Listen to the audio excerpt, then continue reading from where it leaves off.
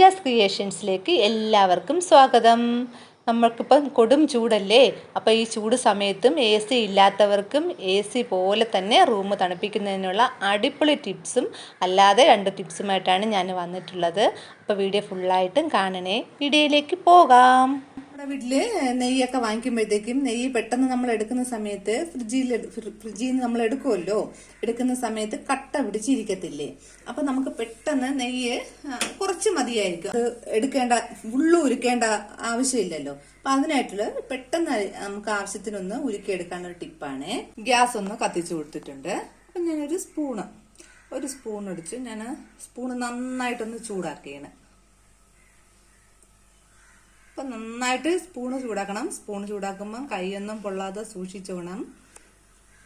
അപ്പോൾ ചൂടാക്കിയ ഉടനെ തന്നെ നമുക്ക് എത്ര നെയ്യ് വേണോ അത് പെട്ടെന്ന് നമുക്കിതാ ഇതിലോട്ടൊന്ന് കോരി എടുത്താൽ മതി. കണ്ടല്ല, അതായത് ഇത് സ്പൂണ് വച്ചപ്പോൾ തന്നെ കണ്ടല്ല, നന്നായിട്ട് ഉരുവി ഇറങ്ങും നെയ്യ്. നന്നായിട്ട് കണ്ട ആ സ്പൂണിന്റെ ചൂടിൽ തന്നെ ആ നെയ്യ് ഉണ്ട്. അപ്പൊ ഇതുപോലെ ചെയ്താൽ മതി. ഫുള്ളായിട്ട് നമ്മളിപ്പോൾ ഉരുക്കിയെടുക്കേണ്ട ആവശ്യമൊന്നുമില്ല.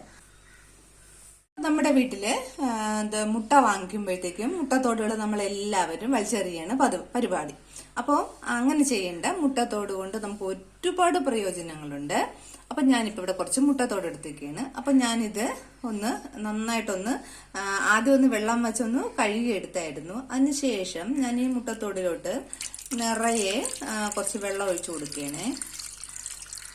വെള്ളം ഒഴിച്ചു കൊടുത്ത ശേഷം ഇതിലോട്ട് കുറച്ച് വിനാഗിരിയും കൂടെ ഒഴിച്ചു കൊടുക്കണം. വിനാഗിരി ഒഴിക്കുന്നതിന്റെ ഒരു ഗുണമെന്ന് വെച്ച് കഴിഞ്ഞാൽ മുട്ടത്തോട് നല്ല ക്ലീൻ ആക്കി കിട്ടണം. അതിന് വേണ്ടിയിട്ടാണ് കുറച്ച് വിനാഗിരിയും കൂടെ ഒഴിച്ചു കൊടുത്തു. അപ്പൊ ഇതിപ്പോ ഒരു 2 മിനിറ്റ് ഇങ്ങനെ തന്നെ വച്ചിരിക്കണം. എന്നിട്ട് മുട്ടത്തോട് ഒന്നും കൂടെ നമുക്ക് വെള്ളത്തിൽ കഴുകിയെടുക്കാം. അപ്പൊ മുട്ടത്തോടെല്ലാം ഞാനൊന്ന് കഴുകി എടുത്തായിരുന്നു. അപ്പൊ ഇത് ഉണക്കി എടുക്കണമല്ലോ. അപ്പൊ ഉണക്കി എടുക്കുന്നതിന് വേണ്ടിയിട്ട് ഞാൻ ഇവിടെ ഒരു പാനിലോട്ട് ഇതിലെല്ലാം ഒന്ന് നിരത്തി കൊടുക്കുകയാണ്. അപ്പൊ ഇതിൽ വെച്ച് തന്നെ ഞാനൊന്ന് ഉണക്കി എടുക്കുകയാണ്. ഓവനുള്ളവർക്ക് ഓവനിൽ വെച്ചും ചെയ്തെടുക്കാം, അല്ലാന്നുണ്ടെങ്കിൽ വെയിലത്ത് വെച്ചും ചെയ്തെടുക്കാം. അപ്പൊ ഞാനിപ്പോ തൽക്കാലം പാനിൽ വെച്ചിട്ട് ഇതെല്ലാം ഒന്ന് ഉണക്കിയെടുക്കാം. അപ്പൊ ഞാൻ മുട്ടത്തോടെല്ലാം ഉണക്കി എടുത്തിട്ടുണ്ട്. അപ്പൊ മുട്ടത്തോടെല്ലാം ഞാൻ ഉണക്കി എടുത്തിട്ടുണ്ട്. അപ്പൊ ഇതിനെ ഞാൻ മിക്സിയുടെ ചെറിയ ജാറിലിട്ട് നന്നായിട്ട് പൊടിച്ചെടുക്കാൻ പോവുകയാണ്. പൊടിച്ചെടുക്കാം. അപ്പൊ ഞാനിത് നന്നായിട്ട് പൊടിച്ചെടുത്തിട്ടുണ്ട്. പിന്നെ ഞാൻ ഒരു വലിയൊരു സ്പൂണ് ഇട്ട് കൊടുത്തു. ഇതിലോട്ട് ഞാൻ കുറച്ച് വെളിച്ചെണ്ണയാണ് എടുക്കുന്നത്. പിന്നെ ഇതിലോട്ട് കുറച്ച് ബേക്കിംഗ് സോഡ ഉണ്ടല്ലോ, ബേക്കിംഗ് സോഡയും കൂടെ ഒരു നുള്ള് ബേക്കിംഗ് സോഡ. അപ്പൊ ഇത്ര ഇട്ടിട്ട് നന്നായിട്ട് ഒന്ന് നമ്മള് മിക്സ് ചെയ്ത് കൊടുക്കണം. അപ്പൊ ആവശ്യത്തിന് ആ എണ്ണ ഒഴിച്ചാൽ മതി. അപ്പോഴത്തേക്കും തന്നെ കറക്റ്റായിട്ട് മിക്സ് ആയി കിട്ടും. ഒരു പേസ്റ്റ് പോലെ ആക്കി എടുക്കണം. കുറച്ചുകൂടെ എണ്ണ ഒഴിച്ചു. നമുക്ക് ബ്രഷിലോട്ട് തേച്ചിട്ട് നന്നായിട്ട് നിങ്ങള് ഇത് വെച്ചിട്ട് ആഴ്ചയിൽ ഒരു ദിവസം പല്ല് തേച്ച് നോക്കൂ. നന്നായിട്ട് പല്ലിലെ മഞ്ഞക്കറ എല്ലാം മാറി നല്ല ക്ലീൻ ആയി കിട്ടും.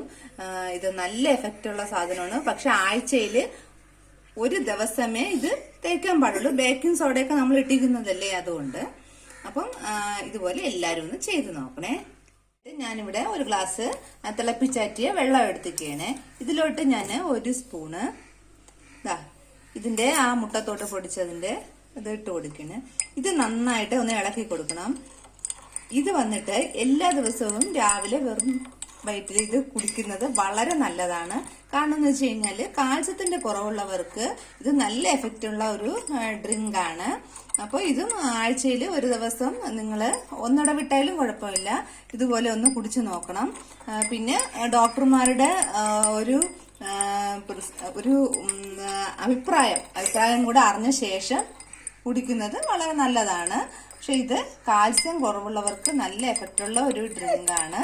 അപ്പോൾ ഇതെല്ലാവരും ഒന്ന് ട്രൈ ചെയ്ത് നോക്കണം. യാതൊരു സൈഡ് എഫക്റ്റും ഉണ്ടാകുമെന്ന് പേടിക്കണ്ട.